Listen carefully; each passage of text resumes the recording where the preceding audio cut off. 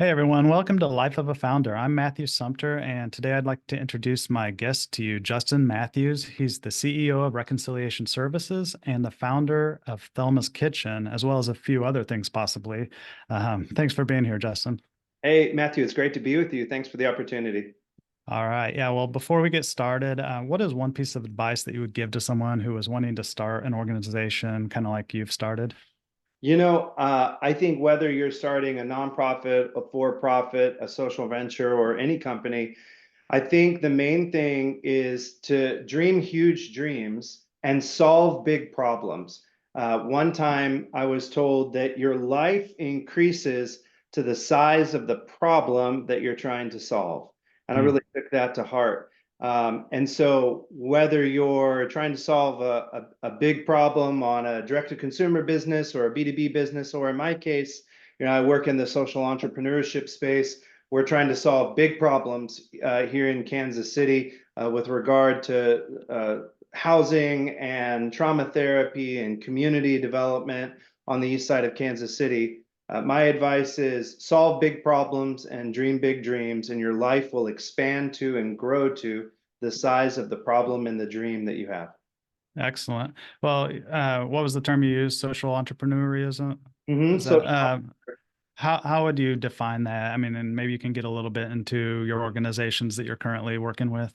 Sure. Well, social entrepreneurship as a topic is an interesting one. It's hard to define. There are a lot of definitions out there. My definition is that a social venture is a nonprofit or a for-profit that centers measurable social impact at the intersection of market demand and community need. So market demand might be a product or a service that people will pay for, and community need is that social issue, that problem.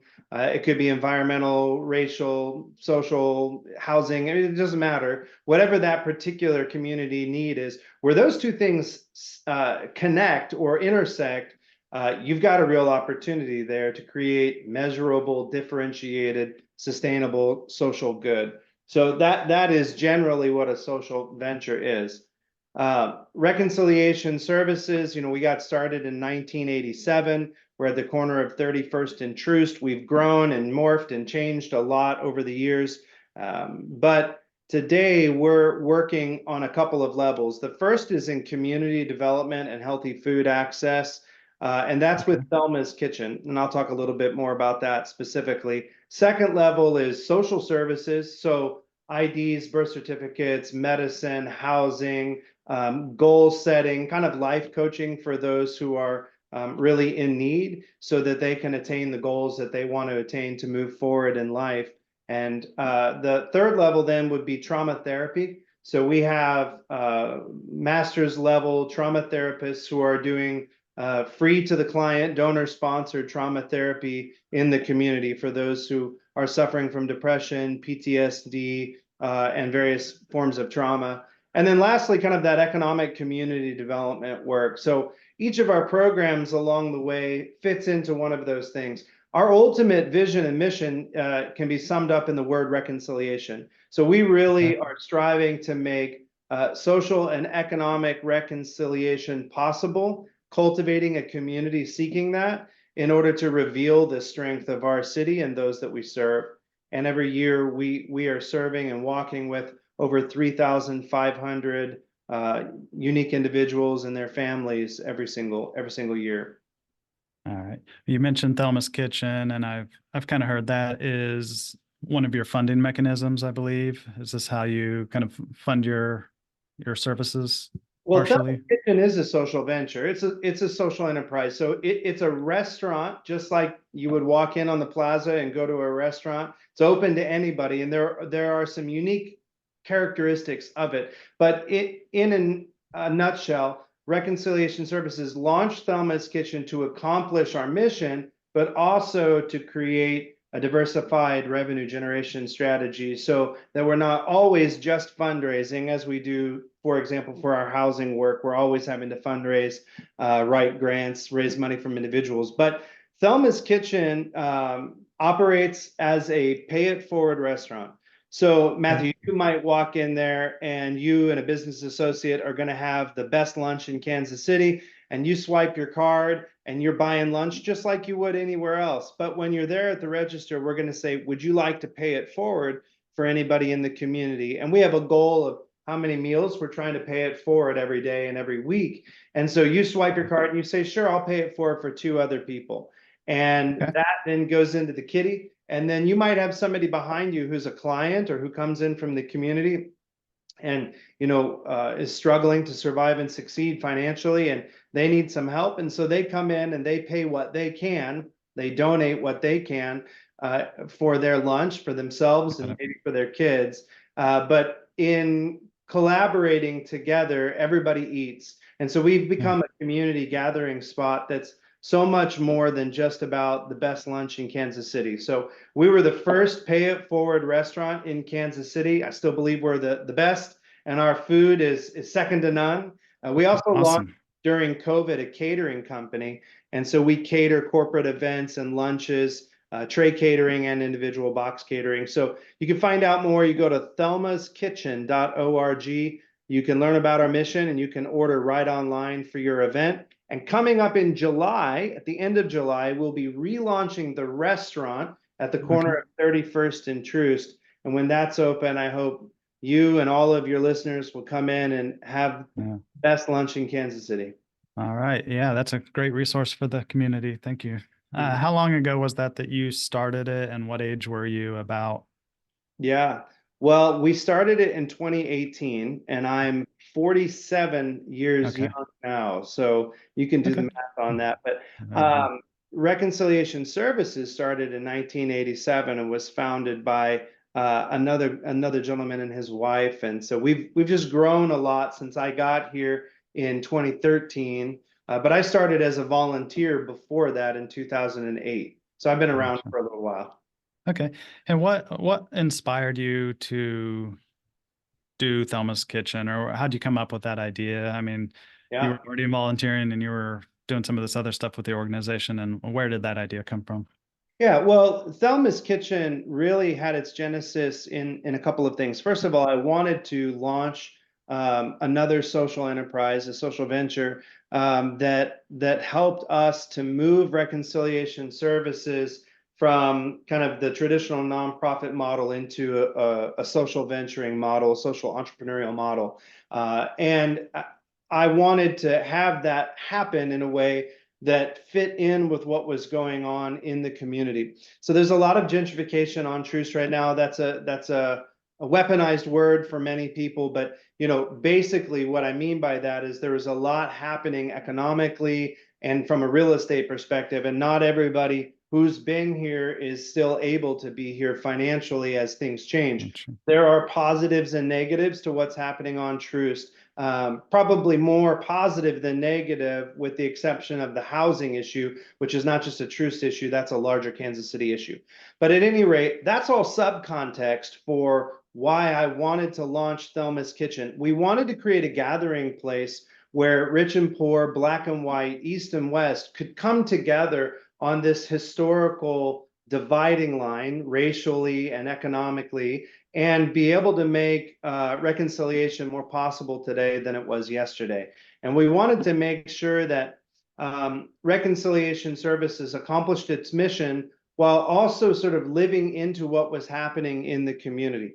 So think about the city as like a body, right? And the work at Thelma's Kitchen as a particular kind of acupressure point in the body of the city. It's a node at 31st and Troost where the specific work that we're doing has a magnifying effect that's more than just the corner. But there's Yeah. there's a greater healing that's happening in the body of the city by applying pressure to that particular node in the city. That's a very important place. Many of your listeners may or may not know, but there's never been a time in the 200-year history of Troost where we weren't divided. Going Mm. back to the 1830s to 1865, the Porter slave plantation was right there from 31st Mm.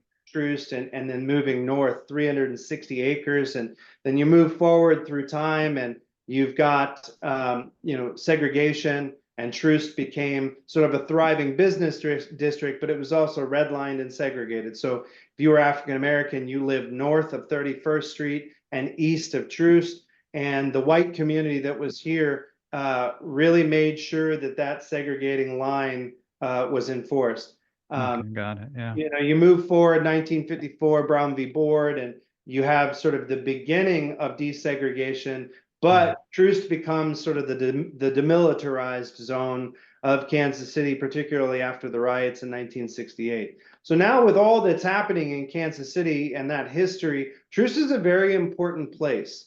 And I would argue that Troost isn't just a street that divides us in Kansas City, but that, Matt, we all have a Troost that runs down our heart. We all have a dividing line with people on one side or the other of that Troost. So the work that we're doing through Thelma's Kitchen, it's not just about serving incredible food.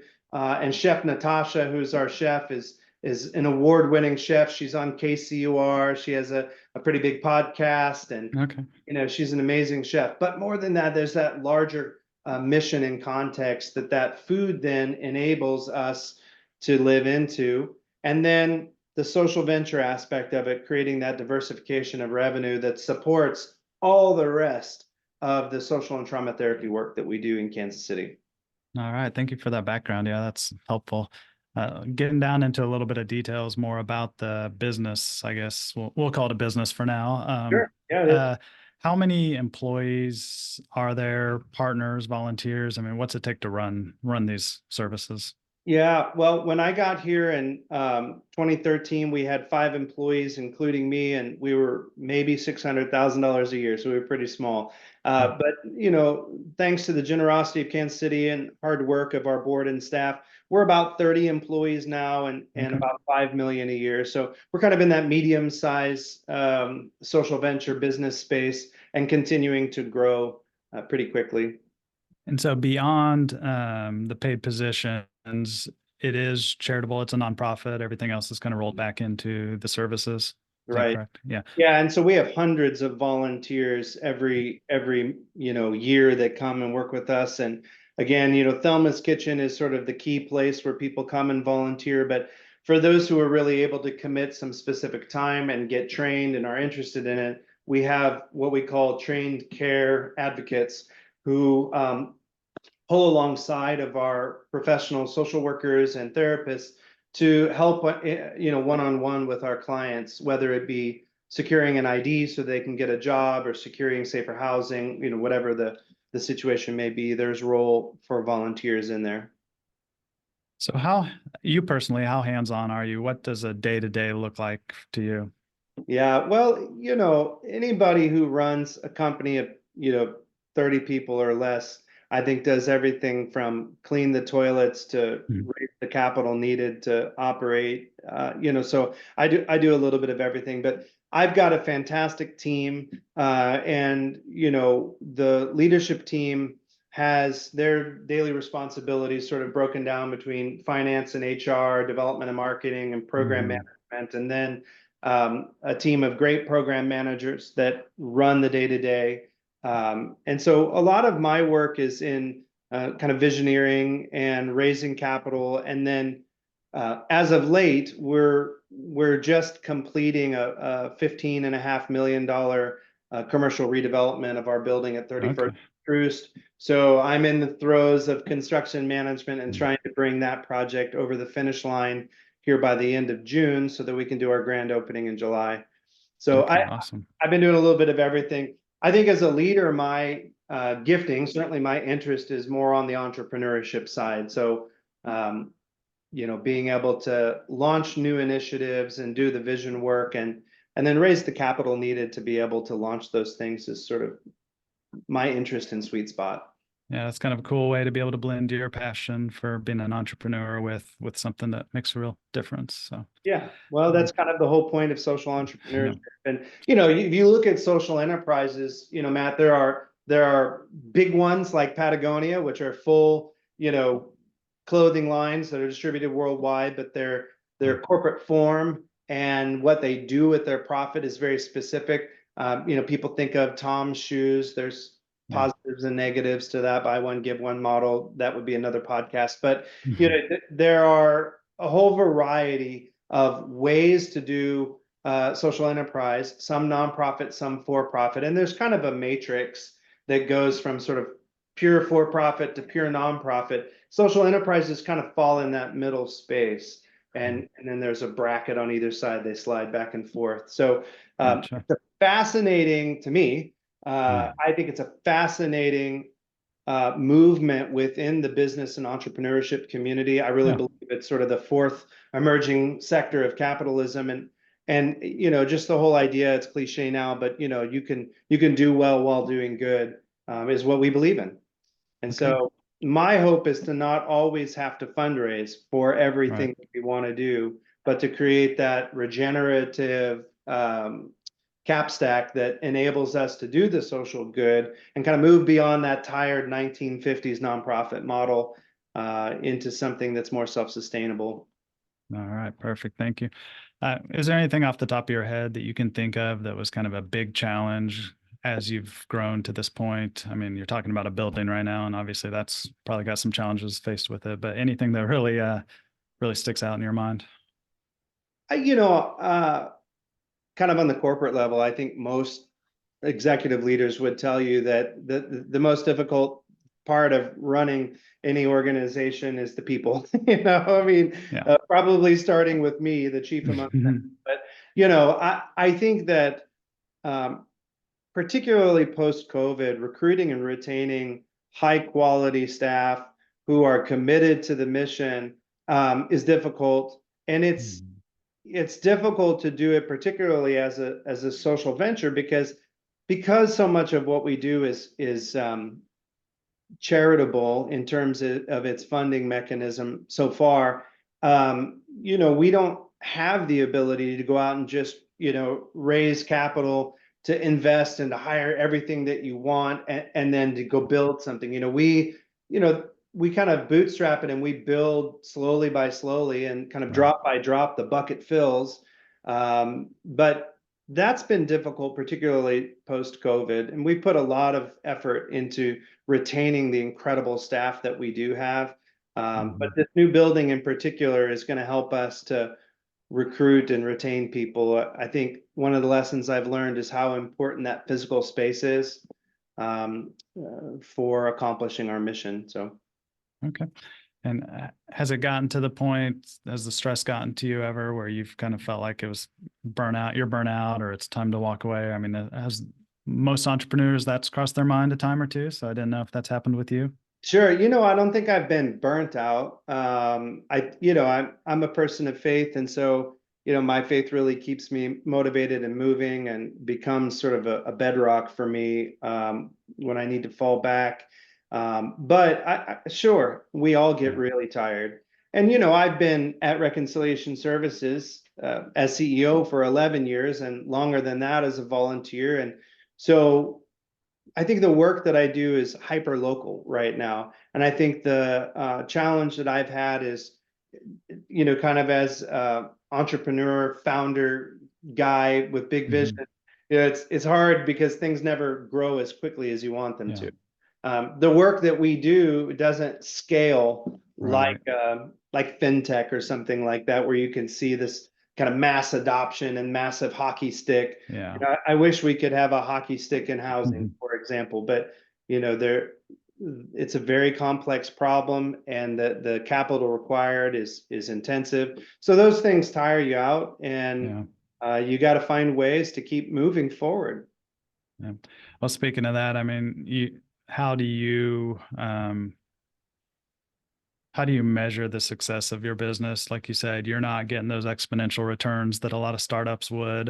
So, I mean, what's your day-to-day goal if not you're not trying to raise the revenue by 25% per year, but what is your goal? Well, we do have revenue goals every year, and just the way that we accomplish those goals is varied. It's a mix of social venturing and fundraising, and the fundraising is really diverse. But measurable impact is the key. Mhm. So that requires both ROI and SROI. And what I mean by that is the traditional return on investment. So what am I investing in staff and in resources, in programs in order to accomplish the goal? But then Yeah. measuring right alongside of that SROI or social return on investment. So I think one of the big keys, and frankly, I don't think this is just for nonprofits. I think every business needs to be thinking about this, and that's kind of where I see this as an emerging growth within the whole movement of capitalism in our modern era. But you know, when you center social return on investment, you have to measure that in a way that is more complicated than just sort of measuring the balance sheet or the P&L. Yeah. I can see whether or not we're profitable. And by the way, nonprofits need to be profitable, right? Yeah. Nonprofit is a really unfortunate designator. We're the only sector that names ourselves after an IRS ruling, which is ridiculous. But nonprofits have to make money just like Yeah. anything else. We have to make money. The only difference is that the board of directors and the leadership don't get that personal inurement when we're really successful in raising capital. But the impact piece is the key. And you've got to center and measure that impact right alongside of your ROI. And that's how I know if we're succeeding, because Mhm. otherwise we should close up shop. I mean, we're Yeah. not here to raise money and pay salaries. We're here to accomplish a particular goal and solve particular problems. So we have to measure that. So I actually think that the level of sophistication for running a social enterprise is tremendous. I mean, it takes quite a lot of sophisticated counting, for example, to blend for-profit and nonprofit measures and then combine all of that with the social return on investment and make Yeah. sense of it so that people actually know, hey, when I invest money into reconciliation services, I know that it's making a difference and they can empirically show me the data. I'm not Mhm. just sort of throwing money into the wind and a hope and a prayer, but I'm able to measure that return. And is that difficult to come up with numbers and metrics that really show a return, or do you have a Well, good not set when of you're those? doing great work. I mean, Okay. Yeah. not to be flippant, but like, we're doing incredible work and I can measure that. And again, I won't go too far because it'll get kind of Yeah. wonky, but we developed a system whereby we can measure not only the financials in great detail with great accuracy, and that's all audited by third-party auditors and all of that stuff. But we also have developed a system whereby we can measure along 18 domains of what are called Okay. social determinants of health. So Okay. everything from healthcare to income to housing, so on and so forth. We're measuring a client's well-being. And so we can see over the course of time, as people self-report into this digital system, we can see, hey, Matt's moved from a 3 out of 10 to a 7 out of 10 when Okay. it comes to Yeah. housing, from green or from red to green. Yeah. And then as we aggregate that data, we can actually look over time and say, here's what it cost to move this person from red to green and from this goal to the accomplishment of that goal. And when you combine all of those things together on the macro level, you can kind of look at the efficacy of the work that we're doing in a really detailed way. Again, kind of this is a lot more cutting edge than a lot of nonprofit Yeah. approaches, where instead of measuring outputs, how many IDs, how many hours of this or that, I'm trying to measure outcomes. Did Yeah. we accomplish a goal with an individual? And then when you marry those together with the financials, some pretty interesting things happen. Yeah, I'm sure that's very helpful, especially when going out and trying to raise the funds and being able to show those returns Mhm. very specifically. So, Well, we run um, reconciliation services in Thelma's Kitchen like a business. yeah. We really do, because we believe that those KPIs and those metrics, that measurable, differentiated approach, is really the future of philanthropy. And certainly we're seeing the more sophisticated philanthropists and foundations moving in that direction, but we just think it's doing business the right way. So, your audience probably knows about traction and kind of the entrepreneurial operating system. So I operate sort of my own hybrid EOS here that sort of guides and governs what I call our momentum framework and how we move forward as an organization. So we're trying to take those best practices, even kind of lean startup best practices, and apply them to the social impact world. Okay, great. Do you have any creative strategies for either fundraising or raising awareness for your organizations? Well, I mean, well, every month we're trying to, get creative about how we engage people and ask them if they would invest in this kind of social impact to reveal the strength of the whole city. But that ranges from, everything from individual relationships with people who have the ability to give charitably, to events, to the social enterprise model. Right. So right now, Thelma's Kitchen catering alone, without the restaurant, brings in a significant chunk to our bottom line. But we know that when we reopen Thelma's Kitchen and have that daily traffic again coming through there, that's going to be magnified. I have some aggressive goals about how I want our funding mechanisms to work, but right now we feel like we're pretty we feel like we're a pretty creative group, Yeah. trying to move beyond the traditional and really focus on inviting people to invest in social impact for the greater good. Very cool. So, personally, what skills do you think are essential for an entrepreneur to be successful? Well, I mean, there's the, kind of the standard answers of resiliency and visioneering I and think grit's been kind of the yeah, term that comes yeah, out a lot, but yeah. yeah. I think if you listen to how I built this podcast, which is, smaller than your podcast, of course, but Oh yeah, yeah. They're getting there. yeah, no, but how I built this, he always asks, is it hard work or is it luck at the Yeah. end? And I think you need a little bit of both. But for me, the key is really clearly defining your problem, right? Whether that's Gotcha. in a for-profit or a nonprofit context, you've got to have a really clear idea of the problem, because you can solve the wrong problem pretty easily, and it can look good.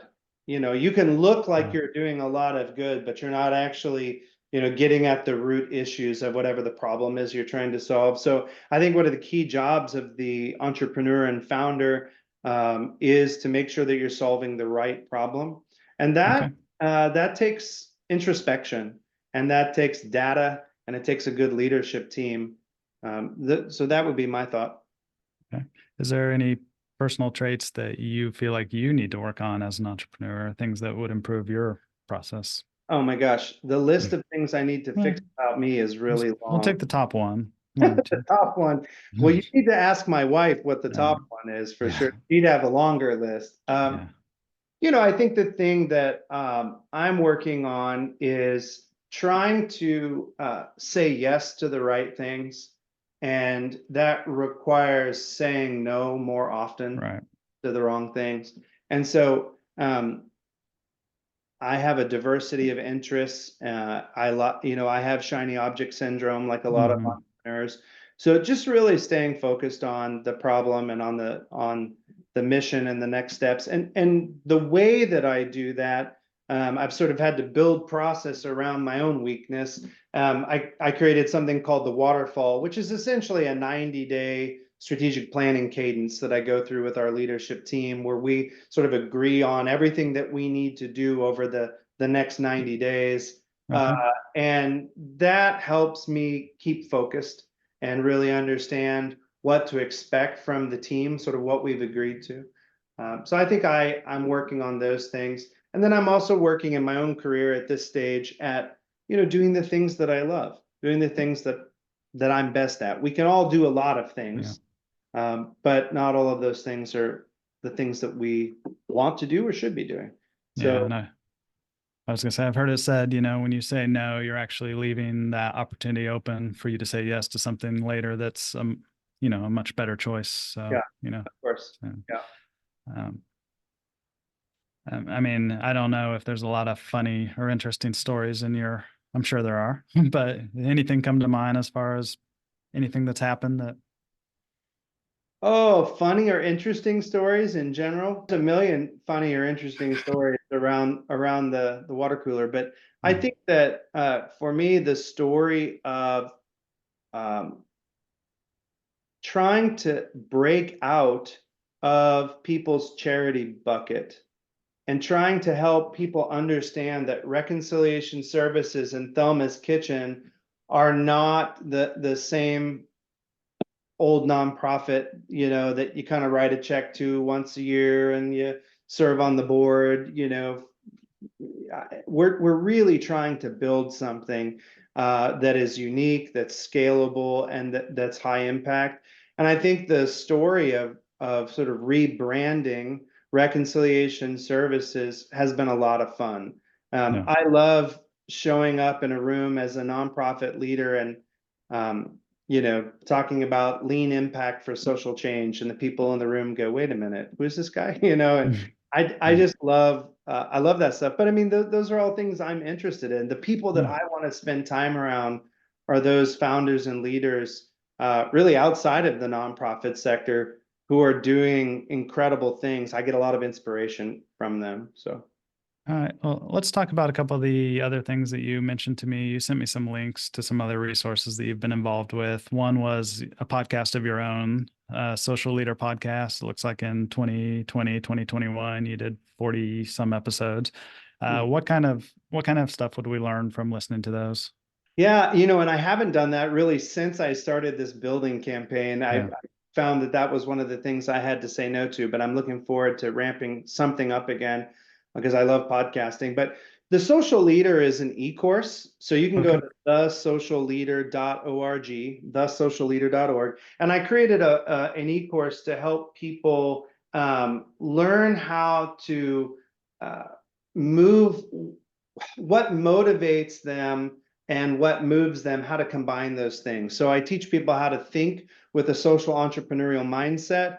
I teach people how to lead their teams in a bias aware way. And I teach people how to be a trauma informed leader. So I kind of take all this stuff that we do on the nonprofit side and then apply it to traditional business to create really a new and emerging cutting edge business leadership modality. That e-course is available. From that e-course, what I did is I started interviewing people who had taken that or who were leaders that I thought exemplified the kind of leadership. And by social leadership, I didn't mean social media. I meant people who were focused on social impact and making sure that their daily life and work included the social priorities that they had as an individual. And kind of one of the bumper stickers that I teach in that course is that what moves you motivates you.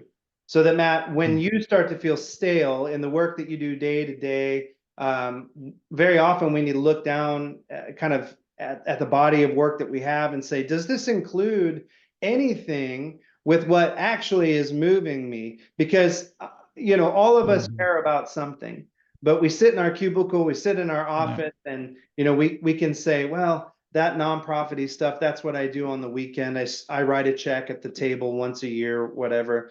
But my Yeah. contention is that the greatest leaders, those that I've studied, are people who incorporate what moves them into their daily life and work. And so I teach people how to do that through that 3 module e-course. And you'll hear everybody from, the mayor to Hmm. Anne Mei Chang, who wrote an incredible book on social impact. So Okay. real Great. diversity of local and national uh, guests on the podcast, and tremendous amount of value um, represented there. All right. So my listeners should check that out as well. Thanks. You also mentioned Keystone Innovation District. Can you tell me anything about that, how you're involved? Sure. Well, my good friend Kevin McGinnis is the founder of the Keystone Innovation District and Keystone Labs here in Kansas City. And the reason that I bring that up in this context is because he and I worked together to conceive of and then launch with a team something called the Social Venture Studio, which is a studio accelerator program for social entrepreneurs. We're in our third cohort. We just announced now. And so we've worked with 21 companies and organizations who exemplify that social entrepreneurial work that we've been Yeah. talking about. So, and that's run by the Keystone Innovation District. Yeah, and I looked a little into that. So as an incubator, you're providing grants, you're providing some office space, that sort of thing. So it's kind of a very cool concept to help grow, this social aspect that you're trying to grow. Yeah, I mean, there's a lot of nonprofit support groups, and there's a lot of for-profit accelerators. And what we created, which I think is very unique, particularly here in the Midwest, it's the first one that I know of. There are some on the coasts, but we felt like every social entrepreneur deserved the same tools, access, and mentoring that you would get if you were in a startup accelerator or incubator Yeah. as a for-profit. And so we've worked with some amazing founders and companies, and certainly encourage people to go Google Social Venture Studio and look at some of those. Okay, perfect. Personally, whatever you're willing to tell us or whatever's public, what are your future plans? Does the organization have kind of a succession plan? You talked about this building, so I know that's kind of a big thing on your horizon, but go down the road a few years and what are you thinking? Yeah, so I don't have any plans to leave. I think that uh, every 3 to 5 years you hit a milestone and you evaluate where are you in life. And I'm at a particular place in life where I'm feeling very fulfilled personally Good. in the work that I do here at Reconciliation Services. I think certainly there are more social ventures in the hopper underneath the Mhm. RS umbrella. We've got some things that we're working on. So I'm not planning to go anywhere right now, but always trying to start new things. That's part of my next question. So if there's anything you can give us, what are some of those business ideas that you've come up with, or even if it's outside of reconciliation services, what are some of those thoughts or ideas that you've come up with that you really maybe haven't had the time to pursue yet? Yeah. Well, I don't have specific business ideas outside of RS that I can talk about at this point, but I'm a fellow in the Aspen Institute this year. I just was honored to become a part of Oh, that. I'm surrounded by these Aspen Institute fellows. I'm in the Civil Society Fellowship, and each one of them, we all have to start a venture. And so I don't know hmm, what mine will be yet, but the gotcha, the folks that I'm around are creating the most amazing things. So they've got my juices flowing. So gotcha. you'll have to come back and ask me a year later. With Inside Reconciliation Services, we're really working on building Thelma's Kitchen brand, not just the local restaurant, but the catering company looking to bring the best box lunch and the best catered lunch to every company and every church and organization here in Kansas City. I talk about it as slacktivism, sort of slacker activism. You can eat well and do good. So it's a big part of our future. And then I do have some plans for exploring taking the Thelma's Kitchen brand to a regional or national Okay. audience, not necessarily replicating the restaurant, but maybe looking at other ways to do that. Yeah. Kind of a franchise model, Maybe not the charity restaurant, franchise maybe model. a product. I mean, look, Yeah. Oh, okay. Gotcha. story. If you think about Newman's Own salad dressing, Yeah. right? Like Newman's Own salad dressing, 100% of the profits go back to the foundation to do charitable work. I There you really go. believe that the story of Thelma, who's our co-founder, is an incredible story. And I believe that her example, married with the brand of Thelma's Kitchen, could create a really Yeah. powerful platform from which to build maybe a product that you would find in a grocery store or other places. Okay. And so Yeah. I'm exploring those kinds of things. And if your audience, if anybody in the audience wants to talk about that, I'd encourage them to reach out to me. Yeah, that would be very cool. So I have my answer for this from what I know about you, but when you're not working on your business, what do you like to do for fun or what's kind of extracurricular for you? Yeah, well, I'm a husband and a dad of three boys. So I spend a lot of my time with my family. I love ultralight backpacking, hiking, and camping, especially when I get to do that with my family. but I hike the Grand Canyon every year as a Oh, okay. Yeah. fundraiser for Reconciliation Services. So we go rim to rim, 25 miles in about 12 hours. Mm, Uh, and so we'll be doing that again in October, and that's a pretty fun thing. And then I'm mm. also a musician, and I do indie rock music when I'm not wearing the uniform here at Reconciliation Services. And then I'm also an Orthodox Christian priest, so I don't have a parish full time, but I am the third priest at Holy Trinity Orthodox Church at 119th and Flum out in Overland Park, and so I keep busy. Yeah, it sounds like you're keeping yourself pretty packed. But Yeah, well, I get bored, so I got to keep going. you're one of those people, I see. Yeah. Do you have any mentors that you want to shout out, or I mean, Oh, who do absolutely. you go to when you need advice in Yeah. business or personal life? Yeah. Well, on a personal level, sort of the founder of Reconciliation Services, he and his wife Thelma has passed away, but Father Alexei Altschul, Father Alexei is our founder back in 1987. He and his wife started Reconciliation Services. He's still a dear friend and a mentor to me. And then in addition to that, I've had two great executive coaches. One, her name was Shannon, and she is with a company called Building Champions, which is a great coaching company that I've actually hired to work with some of our folks here. And then also Michael Hyatt has been an Hmm. executive coach to me. He's an author and Yeah. creator of the Full Focus Planner and a good friend of mine. And so Hmm. I've learned so much from Michael. On a local level, I'm a part of a consulting company called Plex, PLX.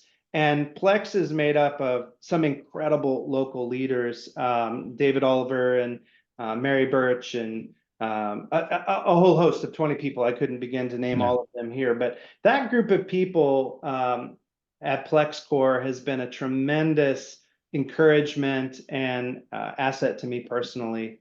And then obviously, there are so many donors and investors in the work that we do. Again, I couldn't name all of them, but Yeah. every time I have lunch with some of these men and women, I just glean so much from them. Not only their generosity and the way that they lead their life, but each of them comes from business life, and I learn a lot from each of them. All right. So beyond personal relationships, what are you reading or listening to stay educated or to stay up Hmm. to date on things? Hmm. Yeah, so I am searching for new podcasts right now. I used to listen a lot to, there's an interesting guy named Alex Sharfin. He runs a consulting company. I sort of feel like I've outgrown what he was teaching, but he was really interesting to me. Kind of around the time I was launching Thelma's Kitchen, and he has a podcast. Michael Hyatt has a Hmm. podcast that I like a lot. I'm a little bit of a nerd.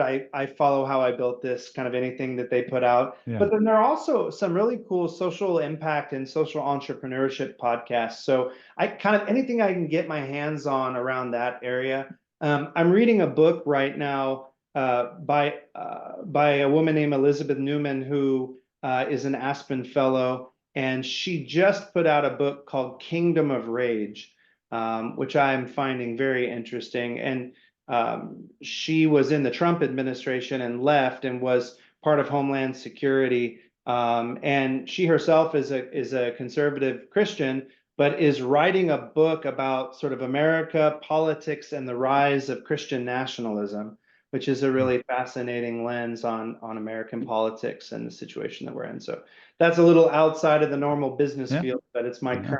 my current read. Sounds good. So I'm going to guess the answer to this is yes, but as a child, did you exhibit any tendencies towards entrepreneurism? I mean, can you think of anything that you really started when you were younger or Or yeah, yeah. I mean, my music early on. I mean, music?